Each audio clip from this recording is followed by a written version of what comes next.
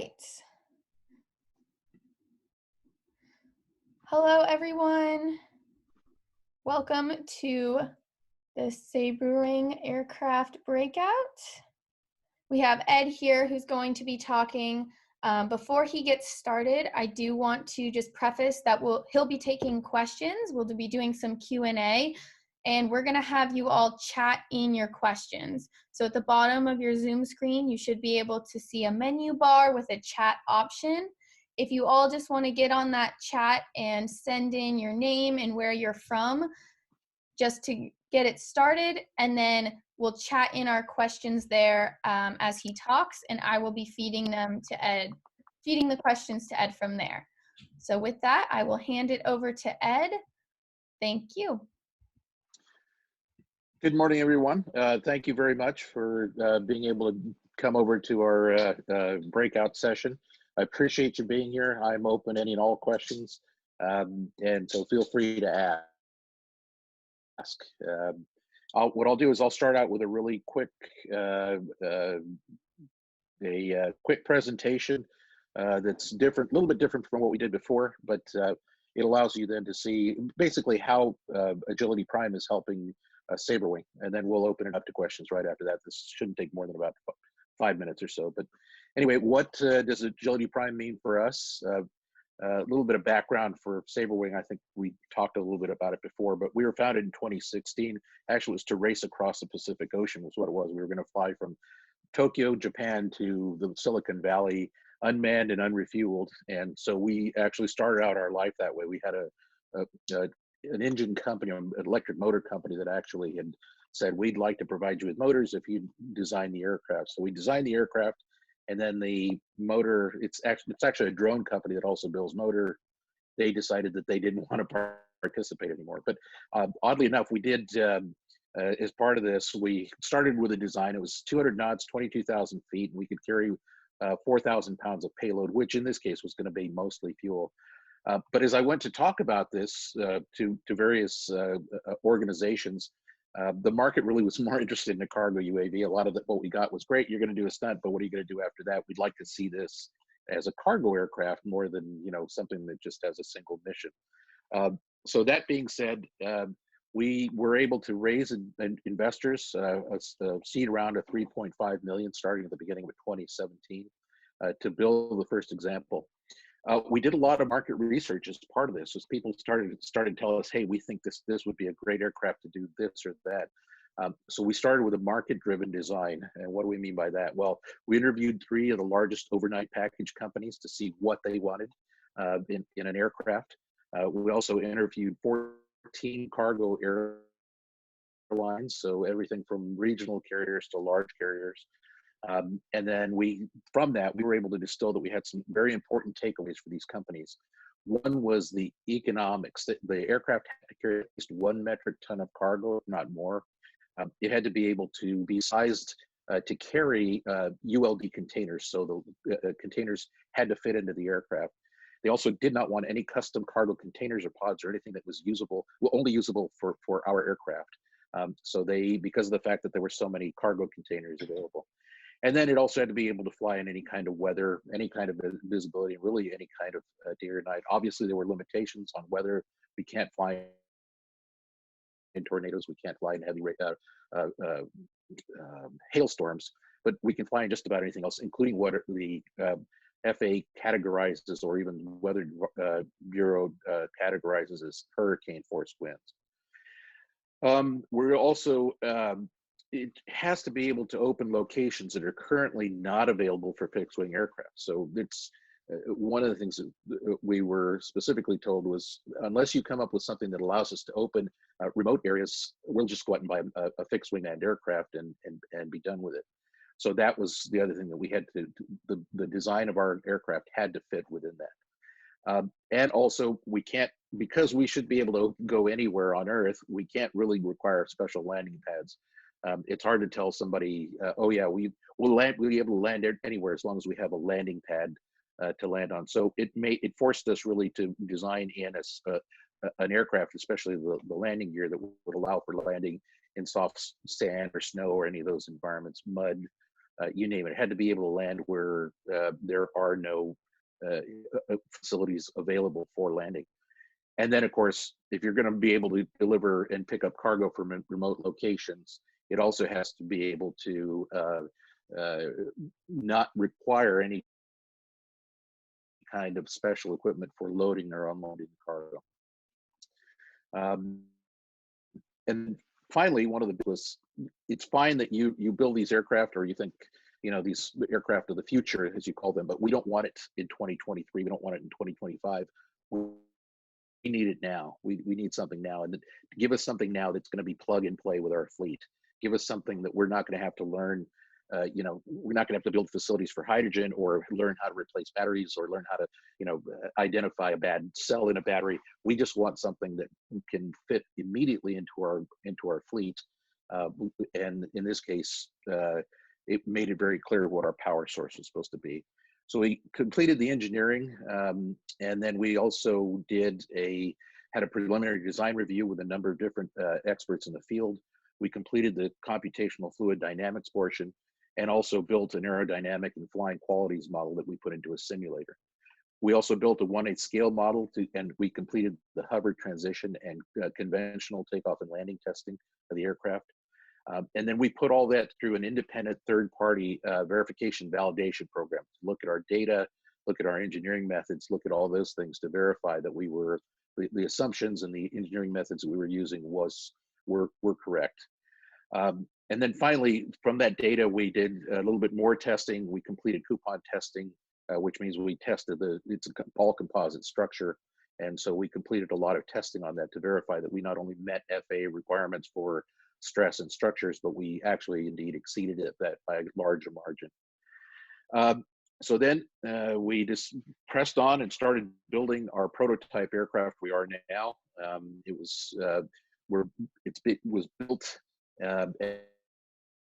and it's being tested to meet our 1473 or 20 aircraft, according to the Amendment 64, which was put out in December of 2016, says that the aircraft is capable of up to 19,000 pounds and 10 or less passengers. We're a cargo aircraft, so we do not carry passengers. And we finally realized that we do now exceed the requirements from our customers that were given to us by our customers. So this is what we came up with. This is the Rigel B aircraft, our production aircraft. It's a twin turbine aircraft. It's the system that we have now is sorry about that. Are you guys able to see me okay? I think it's, I'm keep getting these indications that the internet connection is going in and out, but I'll continue. We can hear you all right, and we can see you fine. And Ed, just a warning, we are running out of time, so just a couple more minutes, please. Yeah, I'm almost done. So we built the half-scale prototype. It's got a 30-foot wingspan and a 30-foot fuselage length. It'll carry 2,200 pounds of cargo. Mind you, this is half-scale, and 200 knots, still 200 knots, still 22,000 feet. And I can answer questions why those are important. And then our production aircraft, that's what you see on the right. 60-foot wingspan. It can fit 2 LD1 containers. It's got a 5,400-pound VTOL and CTOL of 10,000 pounds and FAR Part 23. And so this is just a quick example of the containers it can carry. And then what does this do? What does Agility Prime do for us? It's really it's like our commercial partnerships. And so it provides us with equipment and materials, access to engineers and engineering staff, opens market opportunities, provides a path to accelerated development. And it also provides resources for things like test ranges and those things. Our contract specifically is for 2 years, $3.25 million, and now we're currently in discussions for the Navy and Army to join in on the phase 2. We're actually the very first aircraft company to receive an Agility Prime contract. The contract under Agility Prime. They're our primary sponsors. And this is just a taste of what the types of missions we're going to be doing. Most importantly, I think the CASEVAC means a lot. We have a scaled LD1 pallet, or 2 LD1s that will actually be testing or demonstrating that allow us to carry up to 6 casualties and 2 flight medics. And that's it. As I mentioned before, this is what the aircraft looks like next to a helicopter. So let me Great, thank you, Ed. And unshare myself here and Yep. Sure. Perfect. And then the first question that I have from the audience is, what is your approach to total cost of ownership?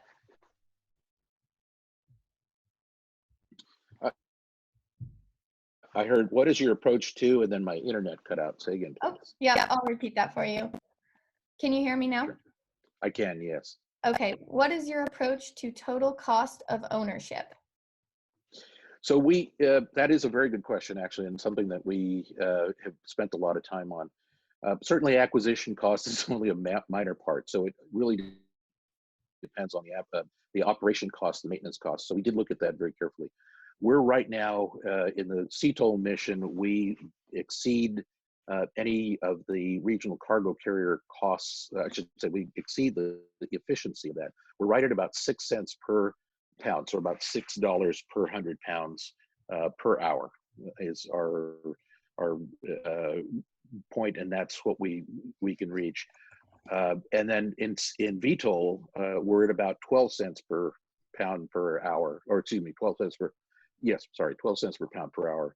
So we're still well below a lot of those. We're also very efficient when it comes to not just fuel burn, but when it comes to emissions as well. We use Jet A, excuse me, and that's primarily because we can provide more power using turbines. So we use twin turbine engines that turn generators that then provide electric power to fan. So we're a lot like a Prius from the fact, we're really more like a locomotive. We produce and use all the power that we produce. And the twin turbines, each one with generator provides a margin of safety just as a twin turboprop. But because we're not having to operate, the aircraft is aerodynamically very efficient. So we can actually go 1,000 nautical miles with a full load of fuel and still carry our full load of cargo as well. At a minimum, we can carry 5,400 pounds VTOL and fly 1,000 nautical miles, or 10,000 pounds of payload in CTOL and fly 1,000 nautical miles. And one other thing too is that cargo aircraft that are not flying are not making money. They're not being efficient. So obviously the thought process behind it is to be able to provide an aircraft that will be able to be used constantly. So the aircraft is built in modular sections. And so those modular sections, when it comes up for annual or phase inspection, some will require different levels of maintenance. We can actually remove and replace that section and send it off to depot in the case of military, or send it to the MRO organization, replace it with a new one. And the aircraft is only down for 24 hours as opposed to being down for months for any annual or any phase inspection that needs to be done. Great, thank you. Thank you. Next question is, are you planning a personal carrying variant? No, not really. And the main reason is that there's really no pathway now, or even in the near future, for the FAA really to certificate this kind of aircraft. The reason we chose cargo, I've been working with the FAA since 1988 on various projects, and so I have a lot of friends that are there. And one of the things that they kept telling us was, why doesn't somebody build a cargo aircraft? They could do it under FAR Part 23 and actually do quite well. It make a lot of strides without having to reinvent the wheel. I think that's one of the things that, actually in our discussions with the FAA, 60% of the requirements under FAR Part 23 are for the carriage of humans, carriage of live people, actually. So that is one of the things that by leaving out the carriage of people and just doing cargo and restricting to cargo only, it allows us to allows us to not have to comply with the 60% that's there. And so that's there in the regulations. So if you say, for example, that it's about $1 million per regulation for compliance, and assume there's about 100 different regulations under FAR Part 23, it's the difference between us having to raise $40 million as a startup company or raising 100 million plus for flying humans on board. So our pathway to market, and as I mentioned before in our discussions with cargo companies, our pathway to market were that we would be able to provide an aircraft using FAR Part 23 as soon as December of 2021, and we're still on schedule to do that. So it's a much quicker path to market, but it's a much easier and much more known and identified way of being able to maximize our investors' investment. Great, thank you. So unfortunately, we're out of time right now, but I do know that there are a lot. Oh, sorry, can you all hear me? Yes. Okay, so we're out of time for questions right now, but I do see that there are a lot of questions from the audience coming in. So we will try to make a time later for more of that to happen, possibly in the same Zoom breakout later today, but I'll get back to you, Ed, and we can announce that later.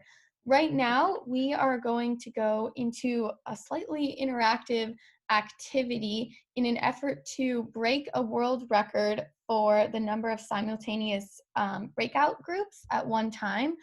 So right here, you'll see an assignment, and I'm just going to go over it quickly, but as I do, please take out a phone or screenshot your computer, because once we go into those breakout groups, you will not be able to see this.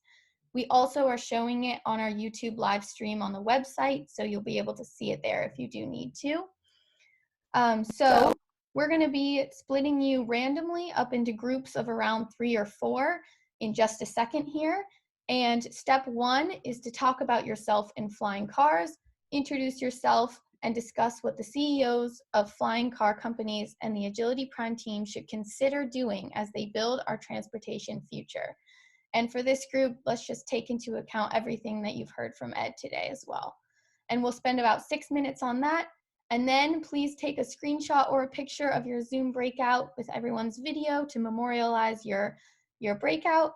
And then we really would like everyone to share what they talked about in step 1 on any social media or emailing it to info@Agility Prime. We'd love to hear what you all have to say and what your thoughts are. So please do this last part. Again, take a picture of this, and I'll give you all about 10 more seconds to look at this, and then we'll send out into breakouts. And you'll have about 10 minutes there, and then we'll be pulling you back in. So Lisa, let's send them out now. Oh, yep. And very quickly, sorry, Tessa, and is this, you're going to just send us out from here? We don't have to change our URL or anything else to go to Nope, that? we are going to be sending you out from here. You should get a pop-up on your screen in just a second, and you'll just click on that. Ed, we'll send you out to a breakout too. All right, see you all there. So everyone, as we filter back, they are giving us a little more time, it looks like, at least 5 more minutes. So we're going to let Ed answer some more of your questions once everyone's back.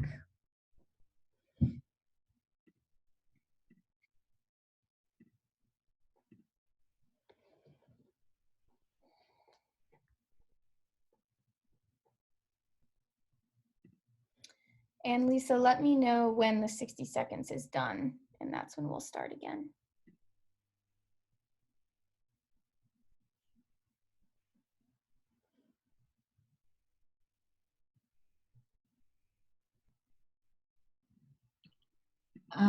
So I closed the rooms.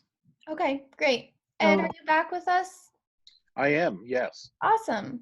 So it looks like they're extending our time a little bit. So if you're willing, I would love to give you another one of the audience's questions. Sure, absolutely. Okay, great. So we will go with, I know there was a lot of questions about this. So some people wanted to know what your status is with staffing and if you're hiring and for what positions.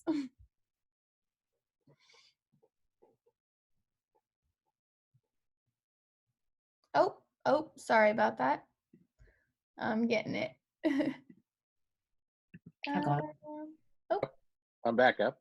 Yay, great. Oh, yeah, sure. We will hear very shortly. We are going to be hiring some staff, especially now that we've got the SBIR the phase 3. We're also in the process of starting our Series A raise to raise funding to accelerate the project. As I mentioned, we have a 65 aircraft firm order for 65 aircraft, so we need to ramp up fairly quickly. We actually will be staffing even more, hopefully as soon as the quarantine is lifted, to be able to meet our first delivery of January of 2021, will be our first customer delivery.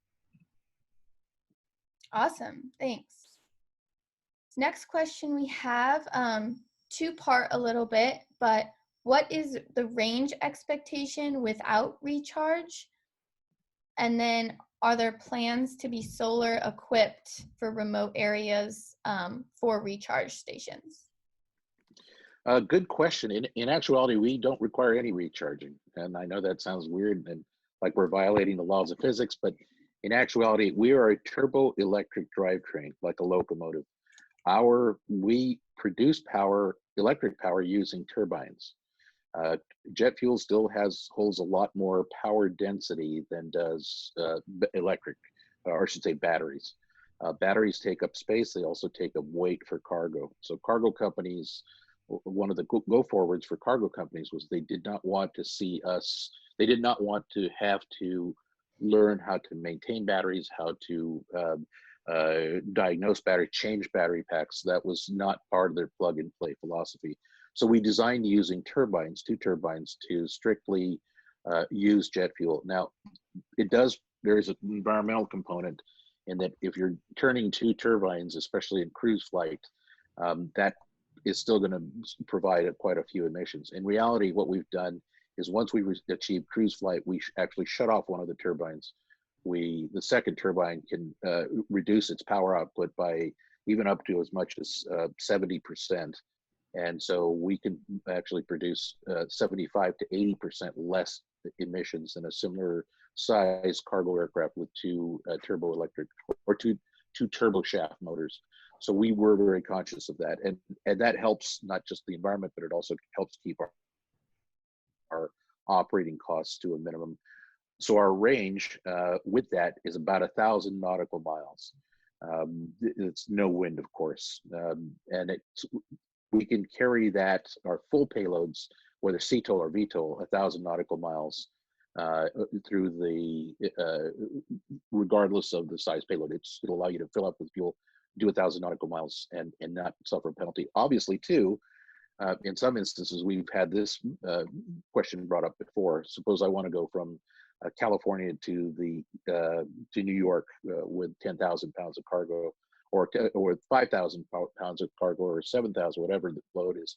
You can actually even load in more fuel in a bladder, carry fuel to take you the 3,000 nautical miles to drop off cargo. So it's versatile in that aspect, and that it allows you to carry quite a bit more cargo and fuel if you need to go long distances.